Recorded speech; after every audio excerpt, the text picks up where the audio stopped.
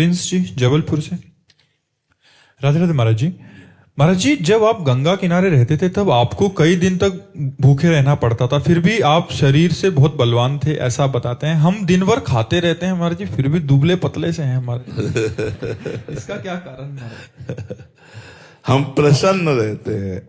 आज भी हम अभी अपने जनों से किसी से कह रहे थे कि हमें रोग के चिंतन करने का स्वभाव नहीं है।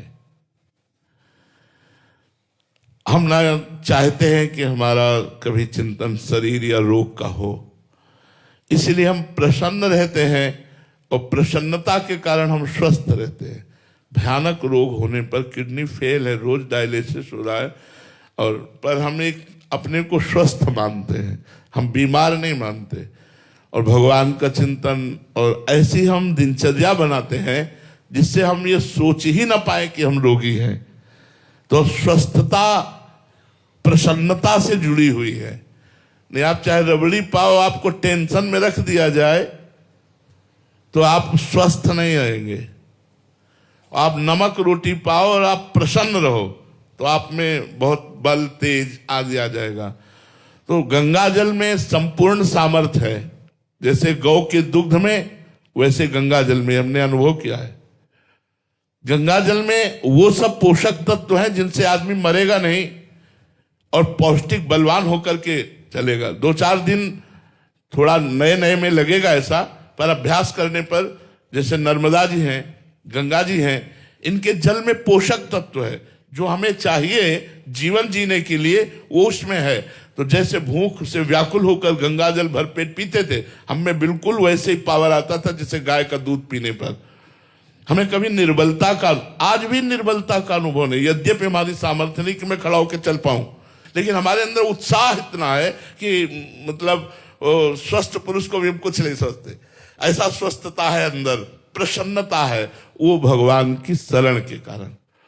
तो बात भोजन की नहीं है, बात चिंतन की है कि आपका शरीर दुबला पतला या मोटा होना कोई खास बात नहीं। स्वस्थ होना, प्रसन्न रहना, सही चिंतन होना, ये बात देखी जाती है कि आप स्वस्थ हैं, मतलब प्रसन्न हैं, आपका चिंतन ठीक चल रहा है, ये खास बात होती है। तो भगवान की कृपा से भूखे रहने पर भी चिंतन नहीं बिगड़ता था। अगर अन्न का चिंतन हो तो फिर बिगड़ जाए। चिंतन भगवान का रहता था और गंगा मैया का दुग्ध पान करके पुष्ट रहते थे।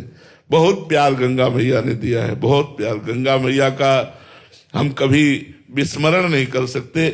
जब गंगा जी की याद आती तो बस जैसे माँ, ऐसे हमारी गंगा जी थी। गंगा जी ने हमें पोषण, ज्ञान, वैराग्य, भक्ति सब मार्ग से पुष्ट किया गंगा मैया ने। धन्य है जो गंगा जी का सेवन करते हैं, वो धन्य है और एक दिन धन्यता का अनुभव करेंगे। गंगा जी कोई साधारण नहीं, ब्रह्म द्रव है, साक्षात भगवत स्वरूप है, श्री कृष्ण स्वरूप है। भगवान शंकर ने अपने मस्तक पर इसीलिए धारण किया। गंगा जी अपार महिमा युक्त है। तो गंगा जल पीने मात्र से ऐसा बल। अब तो लगभग 28 वर्ष 29 वर्ष हो गए होंगे गंगा जी की धारा नहीं देखी, क्योंकि वृंदावन खंडवास और वैसी दिनचर्या है।